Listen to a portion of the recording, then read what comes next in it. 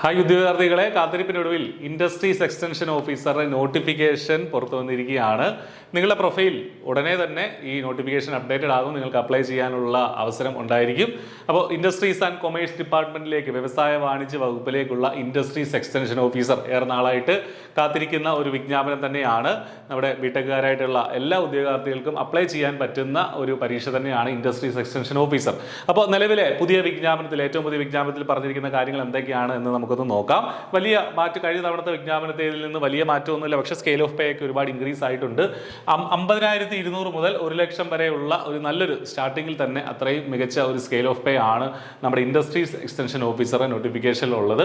മാത്രമല്ല vacancies, anticipated vacancies എന്നാണ് പറഞ്ഞിരിക്കുന്നത്. കൃത്യമായൊരു എണ്ണം പറഞ്ഞിട്ടില്ല. കഴിഞ്ഞ തവണത്തെ നോട്ടിഫിക്കേഷൻ പരിശോധിക്കുകയാണെങ്കിൽ ചെറിയ നമ്പർ ഓഫ് വേക്കൻസികളെ നോട്ടിഫിക്കേഷൻ ഉണ്ടായിരുന്നുള്ളൂ. പക്ഷേ നിയമനം വന്നപ്പോൾ ഏതാണ്ട് 60ഓളം നിയമനങ്ങൾ ഓൾറെഡി നടന്നു കഴിഞ്ഞു അല്ലേ.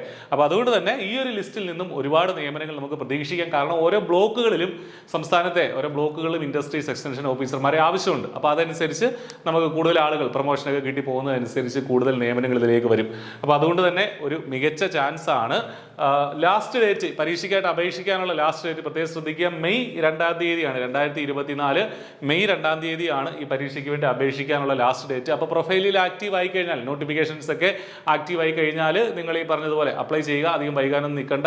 നിങ്ങളുടെ നിശ്ചിത യോഗ്യത ഇതിന് മുൻപ്, അതായത് ഈ മെയ് 2-ാം തീയതിക്ക് മുൻപ് നിങ്ങളുടെ യോഗ്യത നേടിയിരിക്കണം എന്നുള്ളതാണ്. ഇപ്പോൾ ഇവിടെ യോഗ്യത എന്ന് പറയുന്നത് എന്താണ്? ബിടെക് നേടണം എന്നുള്ളത്. അപ്പോൾ ബിടെക്കിന്റെ ഫൈനൽ റിസൾട്ടൊക്കെ വന്ന് സർട്ടിഫിക്കറ്റ് പ്രൊവിഷണലെങ്കിലും നിങ്ങളുടെ കയ്യിൽ ഉണ്ടായിരിക്കണം. എങ്കിൽ മാത്രമേ നിങ്ങൾക്ക് അപ്ലൈ ചെയ്യാനായിട്ട് പറ്റുള്ളൂ. അപ്പോൾ ഇതാണ് ഇതിന്റെ ബേസിക് ആയിട്ടുള്ള ഡീറ്റെയിൽസ്. ഏജ് ലിമിറ്റ് പറയുന്നത് 18 വയസ്സ് മുതൽ 36 വയസ്സ് വരെ. ജനറൽ കാറ്റഗറി ആണെങ്കിൽ നിങ്ങൾക്ക് 36 വയസ്സ് വരെ അപ്ലൈ ചെയ്യാനായിട്ട് പറ്റും. കൃത്യമായിട്ട് ഡേറ്റ് ഓഫ് ബർത്ത് ഇതിൽ പറയുന്നുണ്ട്. 2/1/1988 ശേഷം ആ ഡേറ്റ് ഇൻക്ലൂഡഡ് ആണ്. അതിനുശേഷം ജനിച്ചവർക്കാണ് ഇതിന് അപ്ലൈ ചെയ്യാനായിട്ട് പറ്റുക. 2006 വരെ ആണ്, 2 ഡേറ്റ് ഇൻക്ലൂഡഡ് ആണ്.